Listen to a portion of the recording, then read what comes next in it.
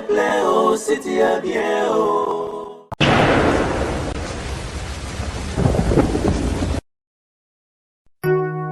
Chérie, tu sais quoi? Ouais, bébé. Une vie sans toi ne vaut pas la peine d'être vécue.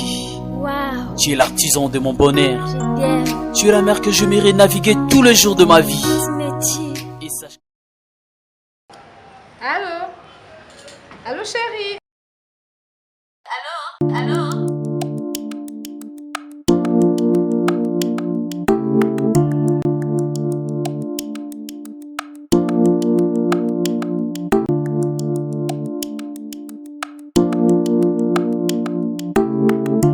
S'il vous plaît, madame.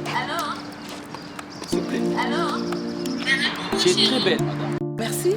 Réponds ta femme au téléphone. Non, madame. Ce n'est pas ma femme. C'est ma sœur. Ah bon? C'est pas la peine d'être infidèle. Si tu veux que ta femme devienne comme moi, un seul secret. Dulcie Cosmétique. Dulcie quoi? Dulcie Cosmétique. Dulcie Cosmétique, leader de produits 100% naturels. Dulcie crème pour le visage, enrichi au collagène. Pour l'utiliser, il faut appliquer toute la gamme. C'est laver avec le gel de douche et le savon.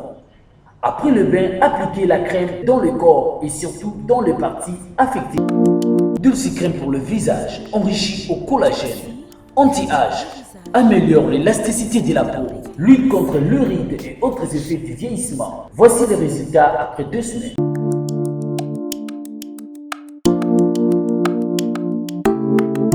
Dulcie, crème pour le visage. C'est ma femme, hein? Je sais que c'est ta femme. Donc, maman là-bas. Monsieur. Oui. C'est ma femme, hein? Oh. Donc, maman là-bas. Oh. Chérie, tu sais que tu es belle. Merci, Dulcie Cosmétique. Enrichi au collagène. Pour avoir un bon teint comme moi, Karine Pala, un seul secret. C'est Dulcie Cosmétique. Dulcie Cosmétique en vente partout en RDC. Dulcie est une gamme cosmétique afin que l'humanité entière en tire profit. Dulcie.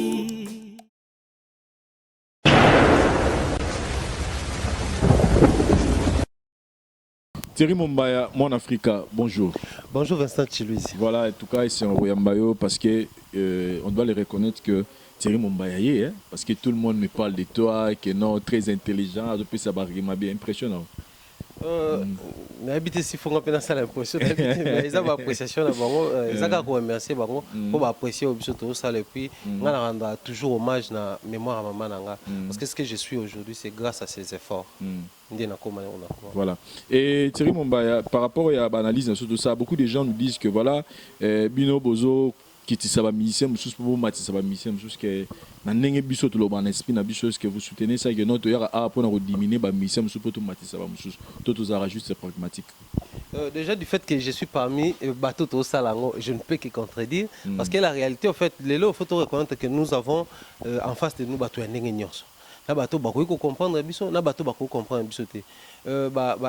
Supérieur nyonso ba exister dans mokili. Bakutana bazala confronter le même problème. Même Jésus avait ces mêmes problèmes. En face de lui, il y a des gens qui ne comprenaient pas tout ce qu'il disait. Sauf que tina quand tout le monde même ba apôtre né. Bamsou bando comprendre carrément oui solo. Donc pour moi, je trouve ça normal, mais seulement il faut reconnaître qu'à un moment donné, les fanatiques ne comprennent pas.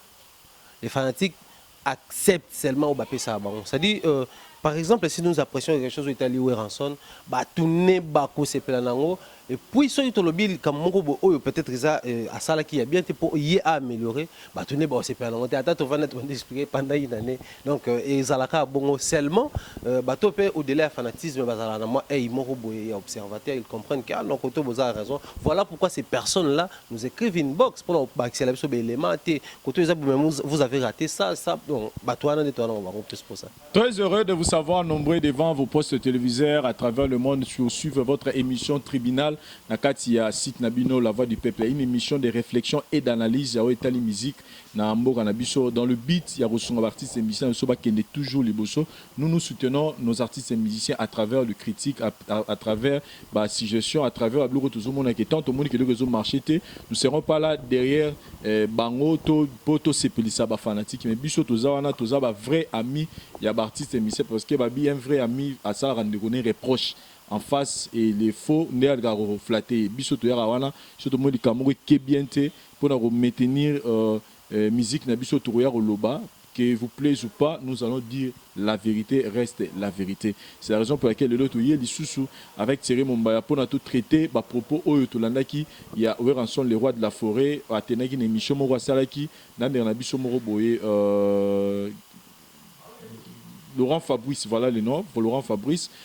concernant au Italie album. Bisson Stoyebi que depuis la nuit des temps, que artistes et musiciens, depuis plutôt Wenge Musique à Maison Mère et Salama, tu as dit que il y a que des albums, il y a Oe Salama Pona, Oueranson, comme qui ne s'emplit pas, comme témoignage, comme 7 jours de la semaine. Et puis tu as dit l'album il y a orchestre, ça dit l'album orchestre, ça dit artistes et musiciens, Baché, Banze Monakati, on voit à la Kelele, tout le monde solo là bien, et tout le monde est temps présent, tout le monde l'album est belé et Salami Nakati, il y a Wenge Musique à Maison Mère. Et artistes et musiciens et belé au Balongwa, tu as dit l'histoire, il y a Wenge Nenge Kenda, et la plupart, les lots, Baza leader, Sali Sali orchestre na bango. Et le plus récent artiste et musicien Wateki Kolongwa, Oya Ningisaki Mboka, il s'agit bien de l'héritier Gucci Watanabe. Oya Bandagi déjà qu'on annoncé biso que voilà, il faut lancer l'album, voilà, et à la fin, avec Kolongwa. Et Kolongwa naye, tout le monde a qui réaction, il y a le roi de la forêt, Ninga Salaki na émission, il y a confrère Namso Papimo Malbaka, a tourné page, c'est-à-dire Maramo Eleki, et si Eleki. Et souci Nabiso et Alarami, on s'est dit, mais l'artiste et musicien Oueranson, le roi de la forêt, après avoir formé beaucoup des artistes et musiciens, pourquoi pas à permettre à les musiciens d'aller ça l'album c'est parce qu'à son niveau, il est capable de reproduire même artistes et musiciens. Nous avons eu des artistes talentueux comme des Boalotins, comme des Tadem de Montikil, comme de Olivier. Il y a beaucoup des artistes et musiciens, les Kawana, les Capuchino, les Boga, tout, les Kawana, le Mwa Lelo. On se disait que Nabatalan, la Bango Ranson, Koka qui peut permettre de ça l'album. Et chose qui ne s'est jamais fait. Et Mutasuka, héritier Watana, Baba qui y a Rosala, mais tout le monde a été Kaka Nasuka, on a été fallait à Rosala carrière. Mais tout le monde a interview Oueranson à Sali, Oueranson qui dit que Azad d'accord, Aïssa qui met des sons sur un seul album Aya. Et après avoir que le Oueranson a dit que souci n'a pas le rôle à te comprendre que Oueranson souci n'a pas vivre la musique qui est rédit à Missi à cause d'un album Mazakaka Nakati il y a Viva la musique, Stino a sali album Azaka na kati Viva la musique. Donc ça va album mais Azaka na kati Viva la musique. Toro traité ba propos na Oueranson lelo. Est-ce que on doit appuyer ça que lelo musicien na kati orchestre comme Azan musicien il y a leader Moko Songolo Pakala. Soki lelo alinga ça na album asa makamna ye Azaka obligé à otika la orchestre wana pona ko sepelisa leader na ye. To et c'est un aya longwa po aluka pe neni na évoluer na carrière na na ba musicien OYP peut-être dans la charge à obimisa lelo parce qu'on doit se dire lelo ceux qui wenge musique à maison mère et wenge musique à 4x4 tout terrain bazala ka ensemble mais toyeba ba Bill Clinton te mais toyeba ba héritier Watanabe te mais toyeba ba Lacoste te mais toyeba ba JDT te et tu vas Capuchino le Boga, tu vas Olivier, tu vas Mission tout en été. C'est-à-dire il fallait pas qu'on pour pas ça peut chance la génération ainsi qu'à pour ba la musique na bango. Maintenant on se pose la question est-ce que stratégie wana ya wera ezama lamu to ezala bien. C'est raison que tu me peut traiter en et ce que ça bien. Est-ce que ça trop tard pour avoir un son après avoir perdu déjà ba mission oyo bazaki déjà pep na batala makasi. C'est raison que tu me peut traiter en haut car pour avoir un son mais pour avoir que c'est tout ebi ezo ko engorger ba mission na kati ba groupe na bango to ka peut la façon ya ko raisonner wana ceux qui eza bongoto c'est pourquoi tu remega le na Thierry Mombaya mais Thierry Mombaya s'il faut d'abord commencer ikam oyo na départ génération Wenge Ebimisi ban ebele et à l'occurrence c'est Oueranson côté à Kofelo Mide ba musicien ba misi album ebele mais s'il faut faire aujourd'hui un bilan par rapport à ba sortie à album on est salami on peut se dire aujourd'hui que lelo bazala qui n'a raison il y a ça l'album nenge basali le loto quelque part ba musicien mususu pe bazala un peu pressé ba décision bazongo à la hâte peut-être bien que lelo et apporter leur malonga peut-être dans la carrière bon ça dit moi point de vue général par rapport à l'album tout et bima après au long la orchestre au bazar à Liboso. Merci Vincent Chiluzi pour la question. Moi je crois s'il faut analyser sur bateau au balonga mon lelo ba raison de séparation ils n'aura pas si poto préparer ok. En tout cas bon, ça nous arrive à tous hein. On a na vivre na mutu, soit on a tout travailler na mutu, soit tout collaborer na mutu. En tout cas le koko kabola biso na monaka, ce qui est tout ça li boye. On a posé tel acte, il a posé tel acte, ndé tout kabola. Mais il y a toujours des surprises. On a souvent eu aussi des réactions spontanées face à la réalité mususu. Autant là un mauvais traitement ça l'a déjà victime nango, mais un jour aussi porté les mêmes traitements aussi portés et puis voilà ok. Et puis ça un artiste, un musicien qui est par exemple membre du groupe Quartier Latin. Ce gars longo kuna po simbité. Qu'est-ce qu'il doit faire? Soit à côté intégrer orchestre mususu, soit carrément ça la carrière na solo. Et nous sommes dans le ça là qui au balonga pas Koffi Olomide tout comme pas Weranson tout comme pas Bandero mususu. Je vais pas trop citer papa chéri pour presque bango tout et simba lango pété. Tout le bango par rapport il y a notoriété, célébrité et tout et simba presque pas. Mais surtout juillet tu baka on a mis balé. En tout cas ngai ba musicien kolongo et puis ça l'album pour moi ça a toujours été la bonne idée. Déjà ngai ça parmi bato encourager ba musicien soit simté longa. On n'a même pas le temps de réfléchir deux fois tant que simbité longa na yo parce que et là il faut ça les faut tout reconnaître que ba musicien on va bénéficier de quelque chose c'est pas ba leader na bango on a ba orchestre c'est salarié non mais de l'autre côté bango peut ba apporter quelque chose. Le lo boye au début tu as là qui plus fan à faire pour ça fan azaki faire ya wera. Mais après, on a compris que faire et pas qui faire et tout comme peut fan. Aujourd'hui, on a été fan de Fali parce que Fali a qui a Kofi. Mais avec le temps, on a réalisé que Fali pas qui Fali parce que kuna balé pena ba Montana, na ba Soleil, na ba Tebele. Mais quand on a porté le choix sur lui, c'est parce que lui, il est aussi Fali. Donc, il en est de même pour tous les artistes et musiciens de notre pays. Seulement. Et ça, si on peut avoir raison, on peut avoir na kati on peut yama BP sali. Les lois za bandeko mususu akabona pona azaki peut-être na manque de compréhension, peut-être peu pour moi les lois ndé ba komba leader, ba koma ko vivre makamsu balala na ba chambre na wa mi lobela pour ala na raison. Qui a Kofi Alain a raison. Peut-être parce que injustice moko boye zaki stratégique parce que les lois tu vois que ça la boye tu peux to bima Vincent tu as tel habité. Par rapport à bengi jazz à bengi mutu tel même mutu so bengi été. Celui-là peut aussi crier à des injustices. Or, injustice pèse à la stratégique. Qui est éviter le place parce que présence peut-être ça va déranger. Aujourd'hui, on a vu des gens, cœur, mais na solo, il y a vocal, PCOT. Peut-être pour la stabilité, avoir que siko non na solo et que benzadi carrière et baby. Mais que ceux qui siko par rapport à stabilité comme dans surtout PCO vocal et aussi donc les artistes ils peuvent aussi gérer na bané na moni ba musu ba supporter mais tant ba ba président tout na pour ani bando ça la beauté pour la raison. On s'est toujours posé des questions pour ani bando ça c'est Léo na début à Wengete. Zalaka Bill. Il y avait des raisons le tout le monde a peu mission sur mon donc pour dire que d'une manière générale la séparation tout quitter ko définir yango mais ils en ça va. Les musiciens, c'est les destins, c'est les destins. Déjà à la base, même batambola na troupeau, mais baté comme appris monter. Baté comme appris monter, mais tiens, bananga qui to me rappelle ok, on a anglais mususu lelo. Vous ne pensez pas que départ lelo, c'est vrai, musiciens en libre, yako longwa. Il y a aussi la oya lingi, il y a aussi la oya carrière, o mutema no tinde pour la carrière naie, parce que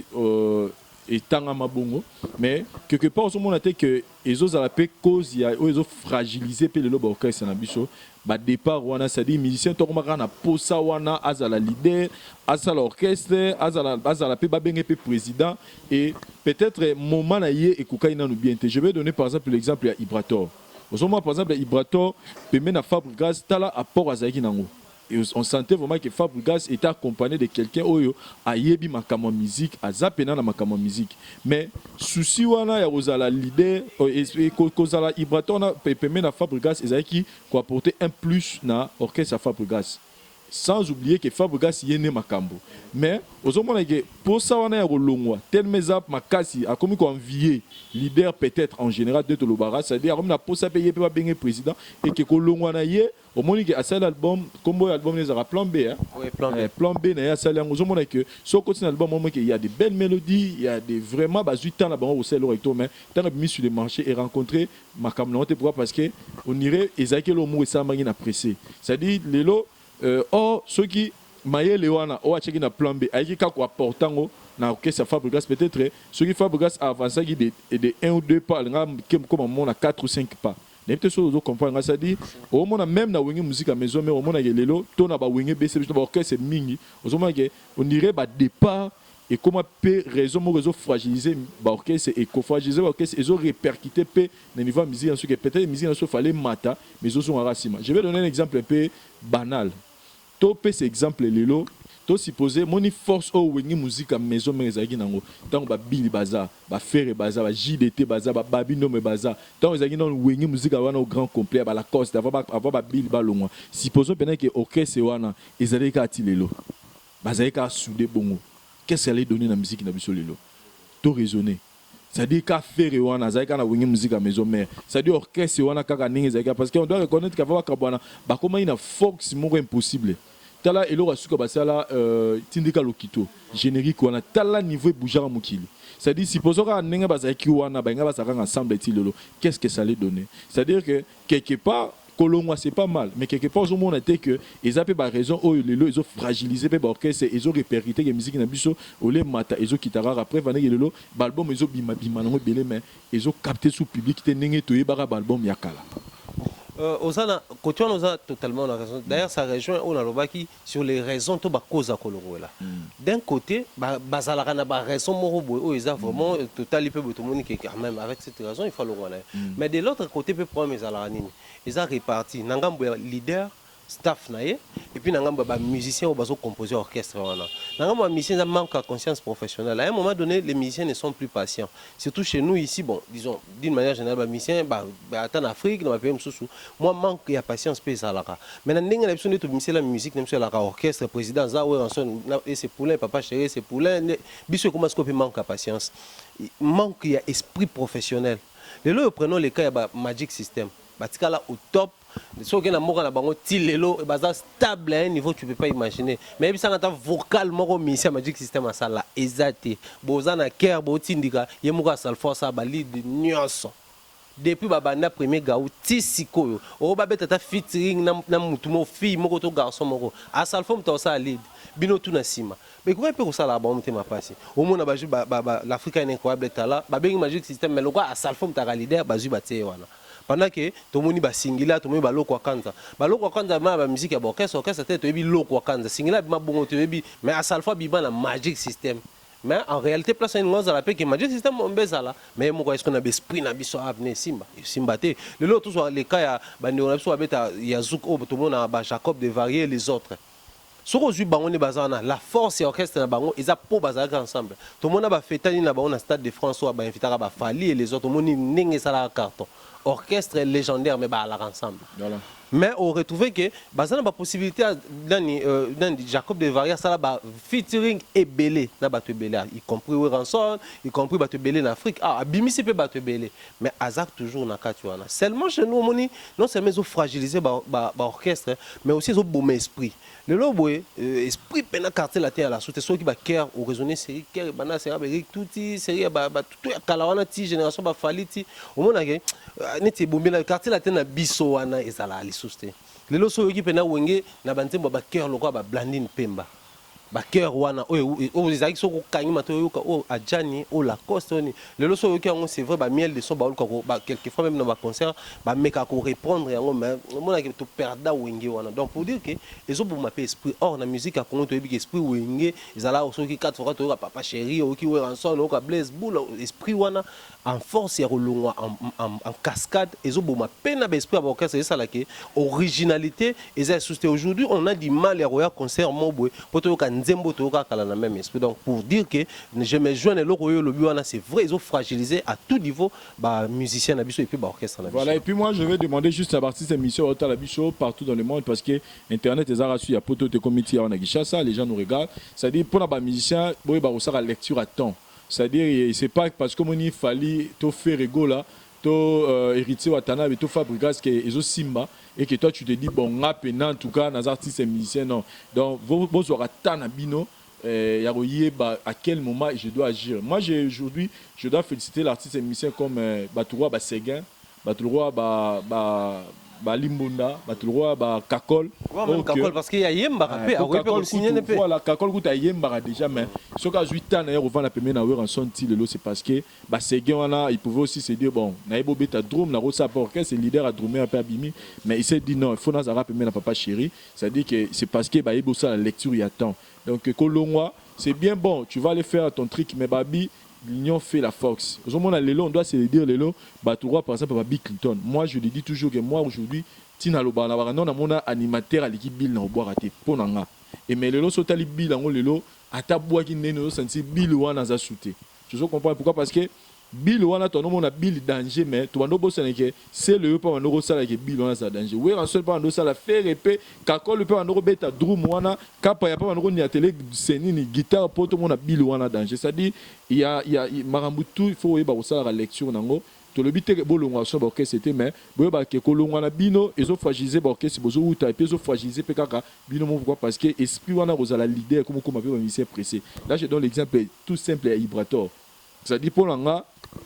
Ibrator, il a été pressé, peu importe ce qu'il vivait chez Fabregas, il a été pressé de rouler un peu à Fabregas. Pourquoi? Parce qu'il a du talent. Mais à côté de talent, au côté d'une opportunité, mais aussi la notion à tenter. Et voilà, dans le but Kasuki Mabe, mais il a encore temps au revoir carrière. Mais parlons maintenant de Wingy Musique à Maison Mère avec le roi d'Affaire Ranson, Sijo Todo Belelo, le Ranson, à Tomoni Miel de son qui commence à faire des trucs na page naé pour nous annoncer album naé que Ranson a payé autorisation à l'album et puis soit autant l'émission Miel de son moté place à Zali puis courage pour l'album nayo surtout yo pour 8 ans belé sur le sale en tout cas on est derrière vous pour nous soutenir yo Miel mais Thierry Mombaya que pensez-vous de cette idée là quand Ranson dit que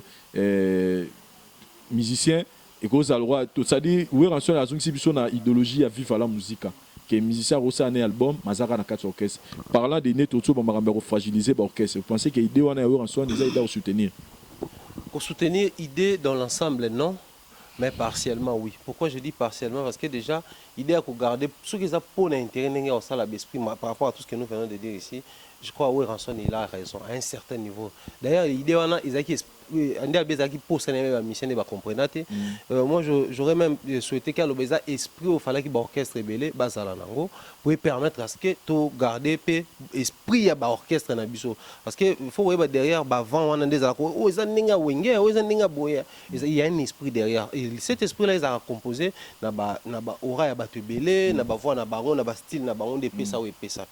mais dans l'ensemble na bien on partage la vie na Ranson pourquoi parce que déjà les lots photo baké ces artistes et musiciens là baza pe censé il y a quoi émerger et quand qui dit émergence tout le monde ça la performance na ba solo soit ça solo vocal moi on a nzembo eza performance à un moment donné mais faut voir que moi na ya mukie a besoin de calculer ba foufou banini on a besoin à nourrisson on a besoin à allaiter mais plus à zokola plus à remis kosenga plus nous avons même Ranson ceux qui te suivent la personne de Igwe to zongisi Ranson il y a 2001 Ranson il y a 2018 à mon qui toujours exigé mahamde monter à mon qui toujours s'attendre naie makamunde ngokote donc pour dire que plus bazokola en âge et puis en art et aussi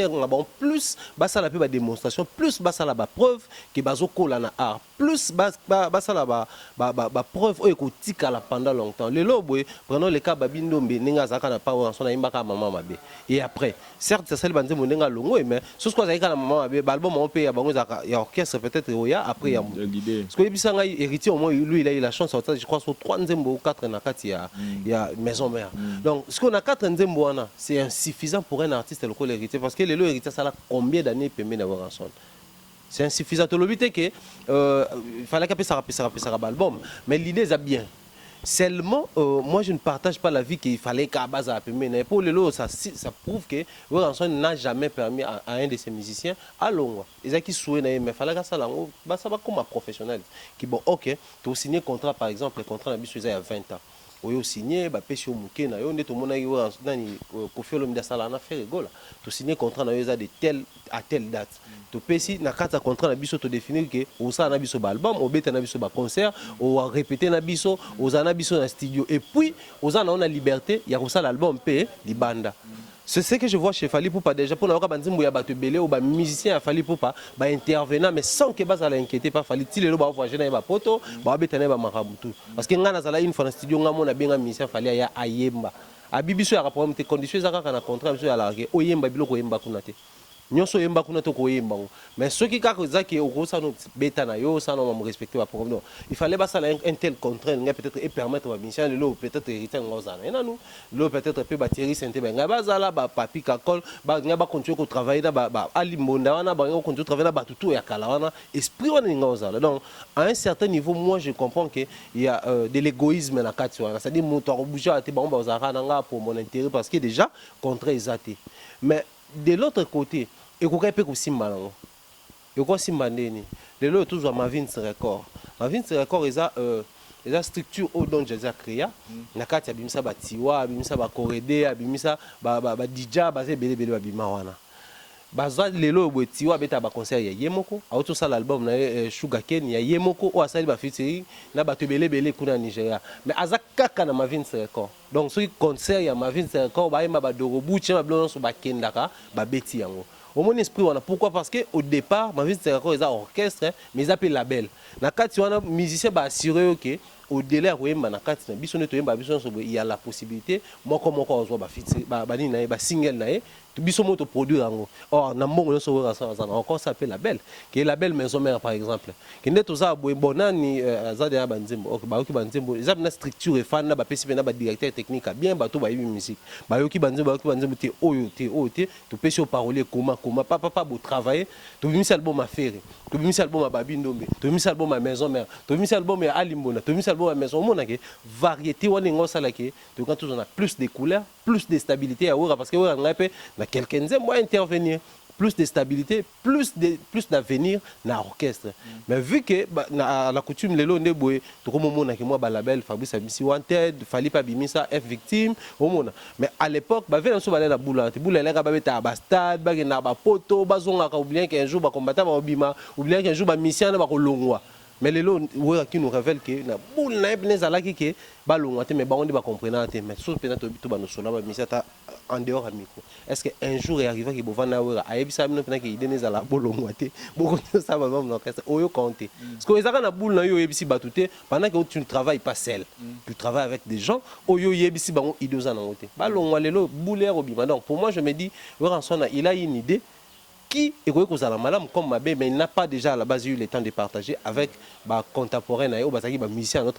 il n'a pas bien préparé le terrain parce que à cela, puis à préparer comme label. Donc pour moi, je me dis, ils ont vraiment trop tard parce que Miel, au moins, lui, il mérite ça. Déjà, dans la qui est salutation à Miel, il mérite vraiment ça parce qu'à un moment donné, tout le monde dit Miel à Kolongwa, Miel à Kolongwa, Miel à Kolongwa. Lui-même, il a confirmé Miel à Nanda, on a pote, on a ah, et le gros musicien, il a la maison, il est à Kolongwa. Donc c'est normal. Mieux vaut tard que jamais. Mieux vaut tard que jamais, mais nengo lobiana total on a des anglais. Na premier anglais na nengo ya ko rendre musique na biso fort et là on me soulevage très important. Moi je me dis aujourd'hui, je m'imagine ce qu'il est là parce que c'est vrai, faire égale la carrière na ye Eza Rose a évolué très bien, ma caméra qui est très bien. Na niveau na ye na makamna zo sala fait partie des grands artistes ya mboka na biso mutarbo ya faire gola azate azo sala album na ya kitoko banze mona kitoko azana ba chef d'œuvre na c'est un bon chanteur mais là on se dit par exemple muturo la JDT au pas ça banze kitoko to supposer que JDT faisait de ces albums là toujours na kata wenge musique à maison mère. Parce que au moment où on va travailler ensemble et comme le roi Nzoto, ça dit Nzoto on a des aboués donc cerveau on a ayebi le boko nanga. Ça dit n'est pas comme Rawana pas comme ape ayebi que Bill so naza pour ça na pesa Bill elengi. Faut na me maeta msuna loro boy. Faut na peta guitare boy. So na petit guitare boy la msara Bill. So na petit kakol so na petit drum ça dit unité wana yango pesa la Fox ya orchestre. Maintenant on suppose maintenant que ceux qui ezalaka idée wana we ranson le base azaki na pour ça na ezaki ceux qui ezaki le mot déjà que à solo là on a ba musicien na on se dit les ceux qui JDT ceux qui fait rigolo ceux qui babindombe ceux qui héritier to qui encore je n'ai pas cité c'est Léo Serge Mabiala ba salara suko album na kati ya wenge musique à maison mère que wenge musique à maison mère et accompagné bango to éviter Fox ya musique na biso le so ngere za wap donc musique na so ngere encore plus élevé peut-être à niveau eza lelo parce que lelo tant Serge Mabiala benani pembeni na ya que ça l'album c'est-à-dire azo se contacter quand na Fox na yemoko. Vous comprenez, mais ce que j'ai na quatre maison, mais ça dit l'union fait la force que Bill déjà évidemment que générique n'a déjà et au Kanga parce que Bill n'a c'est le bas au bois. Ça dit côté déjà baquer Ngamo déjà on a ma casse, tant faire à Rubakisa, tant la coste à Rubakisa. Ça dit ça va être quelque chose de très fort. Mais aujourd'hui, Neurolobi, ils ont l'idée à bien. Et ça peut être trop tard parce que Weranson Lelo, on doit se le dire qu'il fait partie toujours des grands artistes et musiciens. Au Bazaka en actualité, en musique et Lelo, Weranson a aussi la terre Azara Rawera. Et c'est pas idée wana d'être lobby dans anglo to lobby à Liboso, et ça anglais, ça idée bien. Mais Lelo, de l'autre côté, to lobapé que ceux qui peuvent Weranson à lobaki que Bayokana qui non, JDT, Bill Clinton, faire et Bazara dans la maison mère. Mais Lelo peut-être to lobby dans super maman kaouzité. Mais le lopé, tu es dit musicien rappel héritier nani Diego Militote. C'est-à-dire que quelque part départ on a payé à musicien et ça qui est important pour et permettre que les musiciens se peut bailler beaucoup le aucun orchestre par exemple il y a Ferrego là, il a beaucoup des artistes et musiciens au bah vie parce que Ferrego là à ça là orchestre au pays le lot par exemple ba musicien belé au bazar le lot pas tout supposé le lot héritier watana be wa pesi le lot ba fallait na ba danseuse ba voyageur souté mais le lot moni peut danseuse qui potoyer danseuse qui a fou d'ici d'ailleurs aux hommes pas que non ba musicien ba zo luka pe moins stabilité za na niveau na ba tout ça c'est parce que héritier watana be à longwa qui donc quelque part on doit se dire que Weranson soka regrettera Mombaya que ba musicien ba longwa ezarapo il y a des gens qui ont été donc or ceux qui peuvent en son à regrettera dans sens où que ba mission ba loin qui pour ni fallait que ba zapala quelque anglais sous peu et qui peut quelque part ils ont aidé pour ba mission ils ont un peu moi égoïsme moi on a ba en son on a ba na été me Mumbai si eza et on a lobby ça na okaka tout n'a pas été il karanda za la président azala ka René ba mission ba za la et mais est-ce que question sur la tout dans est-ce que la musique na biso kendara Weranson nga ba no permettre sur que tant sujet d'état a signé contrat là comme azam membre maison mère et nga perturber pété quelque part ce niveau là de place d'acheter il n'est posé pour moi là pourquoi parce que les lobes on a eu la chance ya ko découvrir to loba ngo pona ka miel pour le que miel aya na orchestre aya na album si ko to supposer que miel aya na album que non azara na maison mais est-ce que tant ce que comme mon ba contrat comme ba concert est-ce que ba ndima que Kakola et compagnie miel de soit ta concert na ye na ndenge na biso akini c'est ça si qu'on est problème na biso parce que tant autant abandeko ba osalango to mona pendeni ba osalango lelo je ne pense pas que ceux qui bango nyonso ndena idée wa rezalaki bazala zala wana to ngato découvrir ba mission la preuve ready a misi pe to découvrir ba mission etanga tiko sa album et pas papa wemba certes l'album moi les qui force à peu près parce qu'à un moment donné vivre ça là qui boue l'album a redim te comment c'est parce qu'on a retrouvé Juna Janana Dindo Yogo et les autres même lui-même papa Mbaki chantait album sous la banze ou disons donc à un certain niveau c'était une meilleure manière il y a qu'on répéter chaque orchestre sur comme qu'on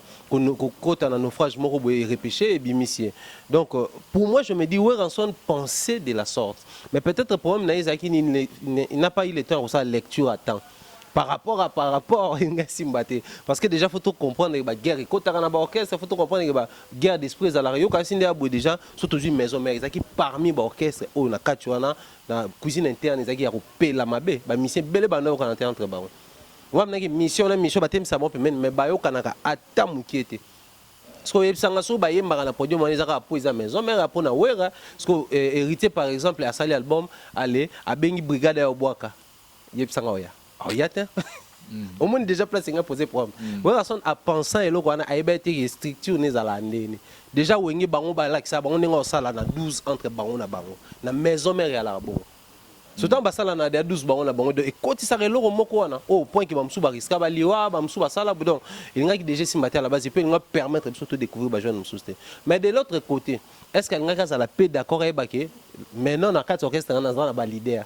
ok ndenge nga Weranson na signer ba contrat ya wingi musique à maison mère ils appellent na ba jeune moko ba ba nous signer ba contrat il y a ba groupe d'accompagnement là parce que il y a ça qui vous a obligé tika bon et comme que miel de son na minute miel de son face à un groupe d'accompagnement parce que album qui ça la fois répété banzembo wana face à l'orchestration dans ba guitare beta ba mtu beta aza obligé et on ça le groupe d'accompagnement au mona lelo bien qu'il y aura des gens peut-être neto benga bango ba gros poisson ba ya ba beta na ba studio neto mona fali pour un album alboso ba fofo l'école ba beta ba mais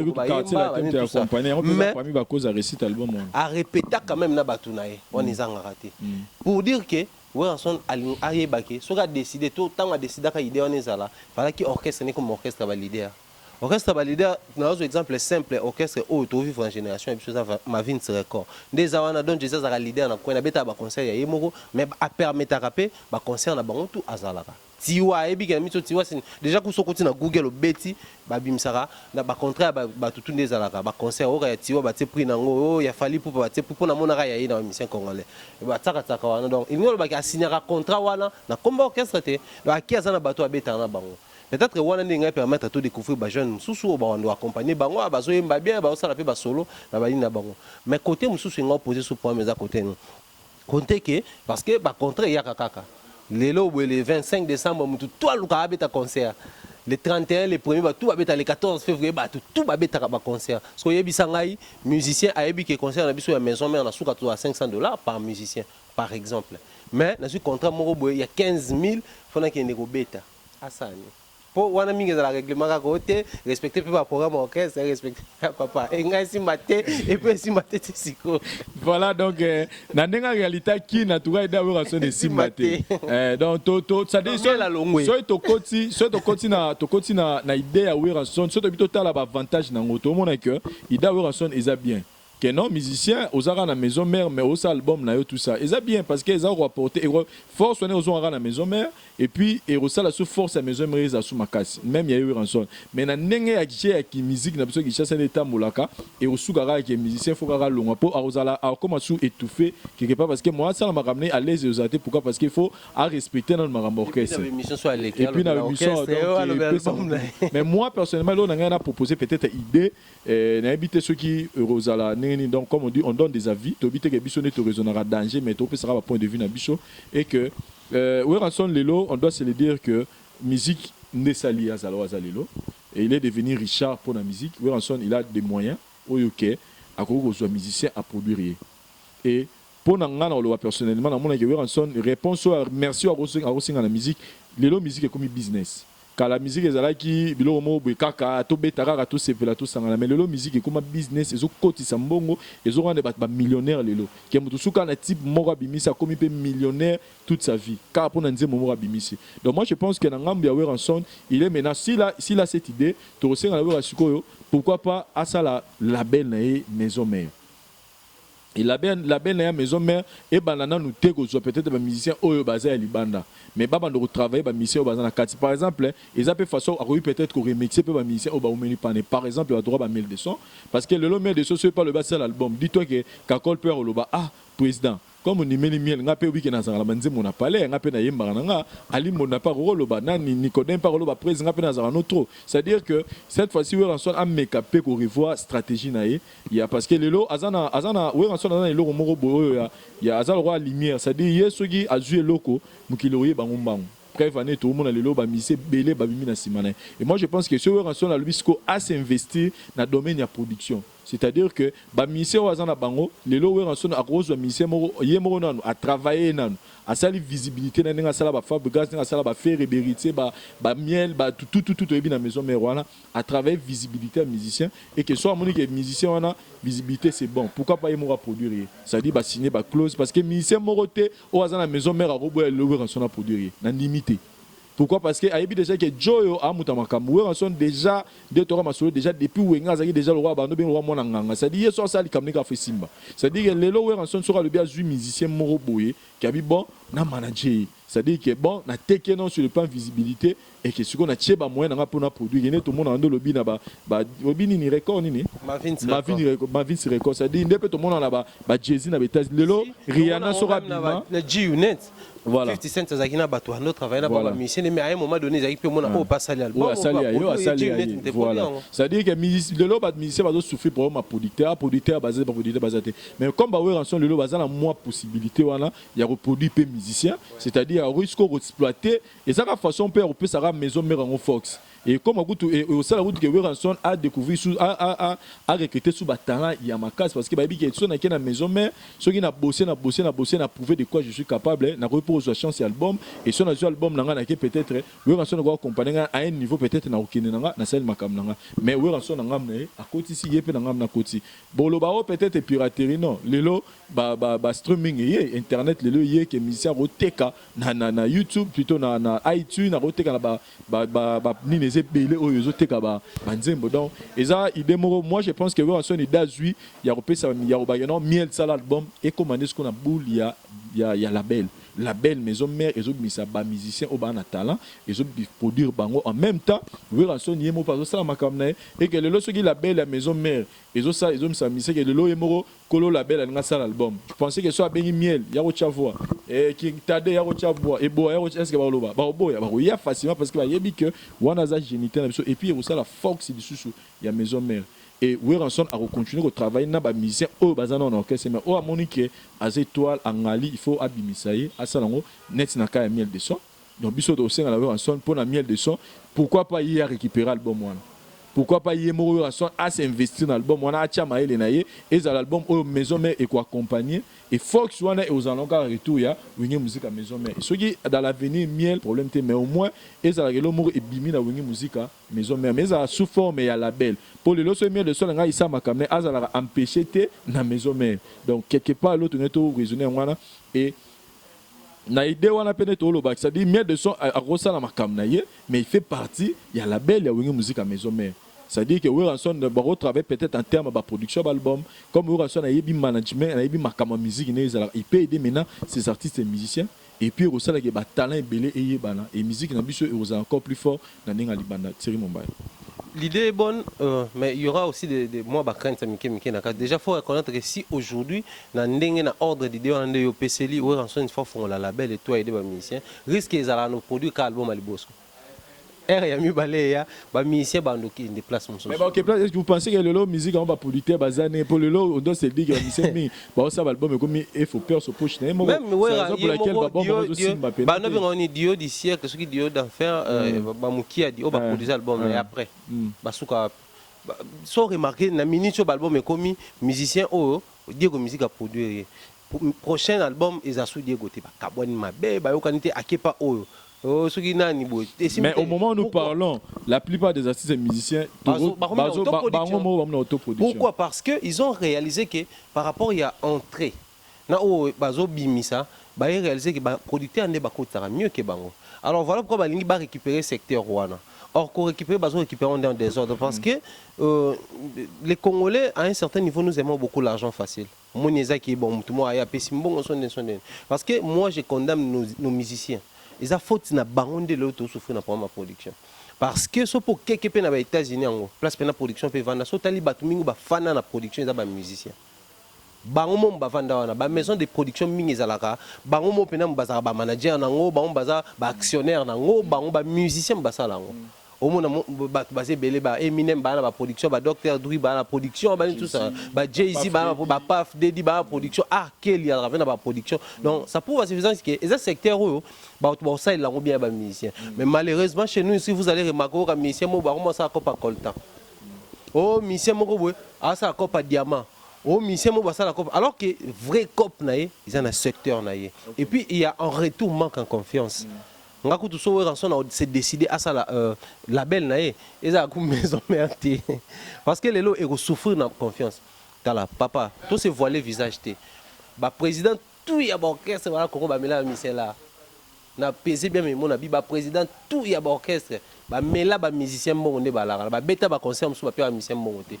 ba beta ba production sur musicien ba lela mo té ba cop mo boya ils ala pour na ba orchestre ba bale ba la na ba musicien ba kana ba kana na ba lelo so atala mutu aboye ba patika conclusion de conclure que Weranson a tenté la belle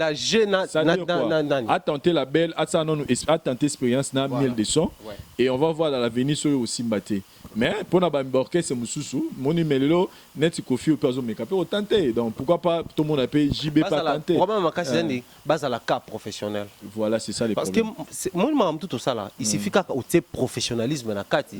au pécitant et puis en retour makambo yaka lelo boyo moni j'ai cité l'argent facile balingi tellement l'argent ils a la facile et production domaine la production domaine il y a patience aux yeux obimisi mbongo côté artiste studio aux yeux obimisi mbongo salisi ba clip aux yeux obimisi mbongo PC pour la promotion aux yeux obimisi mbongo PC pour la cacher en retour patienter multiplier la stratégie yo OT ka produit parce que produit c'est quoi ça yo multiplier la stratégie à promotion et à marketing pour TK papa avec nos artistes bazaka na patience te. Voilà pourquoi baza censé bazala ba figure to ba image ya ba label na bango mais ba tsande ba agent. Ou te marketeur a bien, ou te manager a bien, ba agent ou pena ba sa musala wana et vous allez voir. Moi je le dis parce que au début il fallait pour pas dans ça qui album là ou après ça ba musicien c'était victime te produisait qui mais il rencontra c'était parce que il était trop c'était trop fallait album ba musicien fallait mutasali mais après tant ça to dondo yé mo maison ici musicien a joué pesi label beau gérer yango quitter le terrain au monde qui tout donne les cannabis mais c'est partout en Afrique même d'ailleurs na Trace TV c'est plus il y a on aime téléga qui bande mon sous pour la ni parce que il rencontre et les gars na new band les gars na ba ni ba top 10 et les gars ba ni nyonso donc stratégie wana ba c'est décharger ba ba mission ba ba charge belé ba payer ça ba agent ba ça musala voilà donc professionnalisme kaka ezala na ngamba we en tout cas idée wana ya ko produire ça idée bien. Donc, biso to proposer un label et puis moi professionnalisme et quota c'est possible que Marambo et Simba le roi de la forêt mais ce qui les rois de la forêt et leur bandoro c'est publicité pour n'avoir des pas parce que balinga base ça permet moi je dis que non et ça Marambo attend donc il fallait qu'à balon pour ma cambo ça n'engeza lelo mais pour n'avoir musicien besoin dans l'orchestre c'est tout autour de banit oyo besoin patience pour bon ça lecture à temps c'est pas que pour mon équipe muninga na yo beaucoup l'année dans quartier a bien un orchestre nebo beta Marambo Simbi que yo pour mon équipe ngape fona longa pe na za la leader oyo kimisa talent mo zaki na makasi et roke no rapa mabwe pourquoi parce que oyo ba ki ko ba canaliser monter voilà Thierry Mombaya je pense que Willy Mouchen le véritable code Mboka je confirme le véritable Willy Mouchen à d'autres la biso et que là on est le basuka par rapport à analyse na biso le roi de la forêt à Bouer en sonna au Italie maison mère et puis quelques dédicaces on a eu ça ba artiste musicien so ba longwa pa we ranson no ba yeba ke we alinga ba longwa te bazala ba benga vie ba sengi pardon ba sa mabe ba sa pe tu comprends que we ranson souci na yeza ki bo longwa te pour ça nega ba mais bozala orchestre bo longwa et pourtant bo yeba ke vie za na pour ça ina boule bo longwa te bo benga bo senga pardon pe na ba papa limite donc problème de autre découvrir que problème ba musicien we ba na ça pour ba linga ki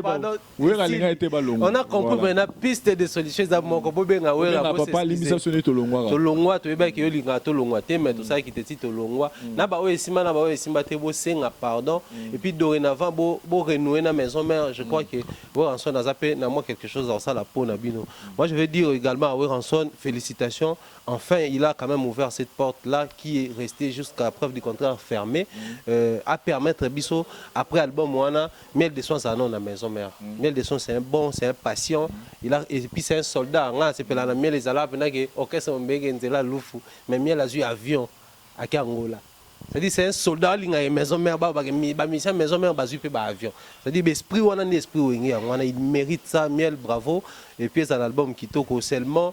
sauf moi to qui peut qui moi ouais rapper à te voir dans quatre ça sera plaisir voilà c'est d'ailleurs toujours le bas dans le bi quand on a besoin que orchestre son album son à la maison mais après on a besoin implication orchestre mobimba on doit se le dire vrai mon frère parmi Bablo et Sala que album il y a droit chez Messimba c'est parce que c'était l'implication de toute l'orchestre à part Kofi Olomide donc ça bilo mon pesa important mais pourquoi pas tout le monde appelle Lelo parce que ba to Lobaka tout le monde appelle Lelo que musicien moi ou un orchestre il y a leader moi longwe et que leader on a participé dans l'orchestre et ça la force et puis écoute une histoire ouais ranson na mutu liboso oyo na ba génération na biso par rapport à ça il peut ko accorder à part ne ba papa ba salango ba loi mo manquer dire les autres donc moi je veux dire seulement ça merci na bandeko ba Hollande biso n'hésitez surtout pas à continuer à nous suggérer ba makambo et vous allez important net que Charleston to lokaranaye kaka to lokaranaye et ça la biso plaisir moi je veux dire un grand merci na parousia et ça au point na ba image à PCB également salutations na pas président Adonis Ngambani déjà na qui de retour na Kinshasa je ne sais pas sur les appels mais pas président merci également à Julie Kiti Mangambani depuis les États-Unis condoléances parce qu'il y a un souci par rapport à la disparition de Souzy Ballon d'Or donc TPCP à condoléances salutations également à toute la famille Ngambani Martin Bokanga Motema Carmen Fortins salutations à Sarah MK l'ange des États-Unis contre les vents et marées Ndez alors toujours salutations à mon mentor Jacques Longangé, les boss Jack Sobanuka depuis les États-Unis, les jeunes entrepreneurs et puis ingénieurs congolais, vraiment c'est un millionnaire. Merci plus pour notre conseil, notre orientation. On a réalisé beaucoup de choses. Seulement tant que bozo le barnabi, on est toujours yeba, ni toujours ça et puis dans plein dans le terrain. Fabrice Nteka, les boss américains, Fabrice Nteka, les boss américains, il y a Willy Moucheni, Babosa vrai code, c'est tout confirmé pendant qu'il est temps. avant que Batumsuba ou sur le contraire, il y a Willy Moucheni, une vrai code mondial, vrai code de Amboka. Salutations également à Ray Paddy depuis les États-Unis, Bob Bossé, l'homme c'est le cœur de Dieu. Salutations à Bandekotou, il y a Jimmy Matoko depuis Canada. Merci Mingo pour notre conseil. Salutations vraiment à Batutu pour soutenir Bisso de près comme de loin en France, Sixé Kassongondika. Salutations à Bandekotou. Voilà, salutations à la présidente Denis Ngambani, salutations à Julie Kitima. Julie Kitima, mais nous signalons Bandekotou, Bodo Talabiso dans la province de Katanga. Que solution est pour makambo itali kolata, c'est-à-dire bozana posa bolata kitoko, bozana la biema bilambo ya classe, bilambo ya temps oza l'actualité, bokene bon on a 10 mots de fashions, 10 mots de fashions, habillement de classe et divers, c'est-à-dire ils ont venu Maniema entre Kambo Verrou et numéro 80 na Lubumbashi wana do bana katanga tout maison d'habillement ezara moko 10 mots de fashions, habillement de classe et divers, vous avez besoin oye ba soki ba blo ba collection sike koti benga bango na plus 243 97 48 27 932 dans la bandeli plus 243 97 48 27 932 donc et pas bon il y a Raoul Machoupé c'est-à-dire boye wana na dimo na fashions beaucoup ta biloko ya kitoko ezawana président Raoul Machoupé donc place pour zana bandeko tout dimo da fashions bokende wana na katanga bolata kitoko merci na bandeko tout botali biso je vois Rafa Itoa ou atozara toujours mon ami Abel Kanga na kati ya États-Unis pourquoi pas je pense à mes amis mes frères mes bandeko nanga pena o ya Dubaï wana je vois Herman na moni président Kadi na moni Mouvé Rami Amisi bandeko tout bozana et je vois bandeko bazana Kenya na moni Ange Monde ya Mechola et je vois Guy Laurent Fabrice Guy Laurent plutôt le prince de Nairobi place oza Mbote Belé et puis na bandeko boza na ba entreprise na bino boza na ba mapangu boza na besoin il y a nettoyage ya kitoko ba tel ba piscine bo contacter Mbutulu multi service nettoyage c'est-à-dire dans les jours à venir tu peux samno ba contact na ba numéro na bango to ba détail et belé pour na bango merci na bandeko tout botali tribunal à lelo boza qui branché Kelly Charleston 42 to lokaka to robo sanate par c'est ça caméraman assuré l'actualité continue sur votre site La Voix du Peuple merci bye. Yo moto swingo lu ya koyoka nsembo yo 2018 pesa melio rite tambwe soa josulu wasuneli na luwasu moya dobinela Yesu simba nga Jésus simba nga nkolo simba nga papa simba nga Jehova simba nga kwete papa nga na kwete banguna basangani liboke baba bomanga bali ya kimanga ina botakate nganga alobinga na kobongate anoko bapandelinga na kobalate simba nga papa simba nga Jehova simba nga kole simba nga yaya simba na kwete papa nga na kwete banguna basangani liboke baba bomanga baninga bazobalanga nazobala te baninga babotanga nazobota te baninga bazobikanga nazobika te babela Yesu babela Yesu babela Yesu babela Yesu babela Yesu bakoma na mbongo babela Yesu babela Yesu bazwami kanda babela Yesu ale tango bakomina mbongo bazini kanda bakimi Yesu yo bawanga ni Yesu yo Livre 17 11 à 19 banimi entere kotikala na soni babela Yesu babela Yesu babela Yesu babela Yesu kaka moko nde moto azongaki bakomana alingaka bao bazongela kani babela Yesu babota mapasa babela Yesu ale tango bati nyonso bakuti mapasa bakimi Yesu yo babangani Yesu yo oyo bazongela kaye ekokomi bato ya mabaye eboyaki netere kotikala na soni ye azali bolingo balingaka baoyo bayaka epa na ye kumama na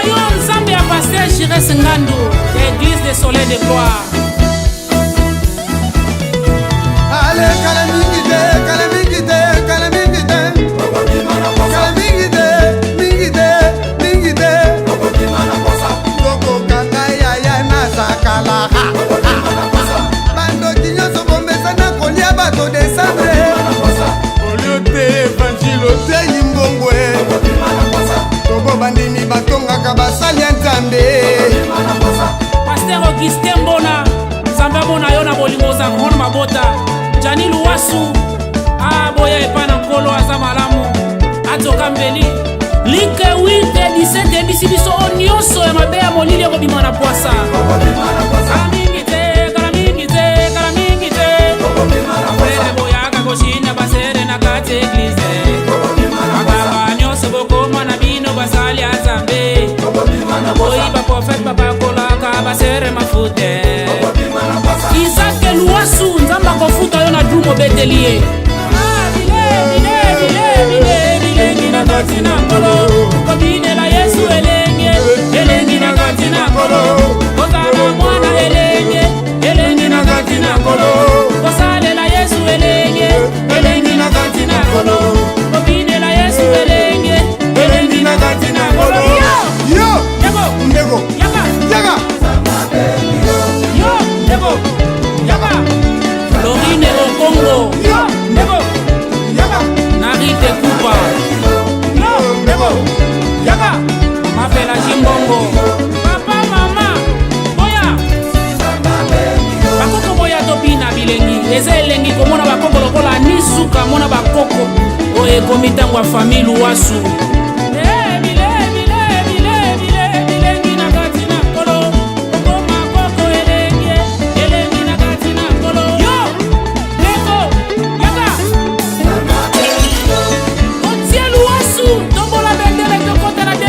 Avec gloire.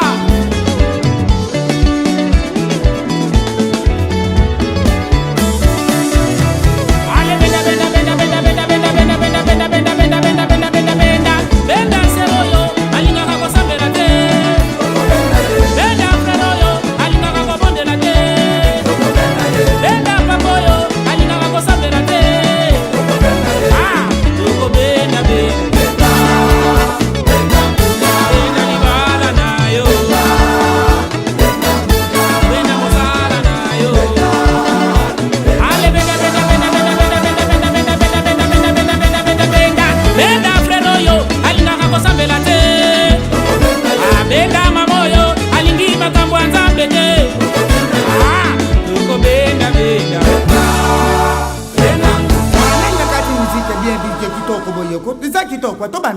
Papa na banda koyemba. Obanda koyemba isa mabete kuyembela Nzambe mwana na. Te papa miziki ote miziki wana. Miziki nini disusu? Kasi miziki obaliaka batu te.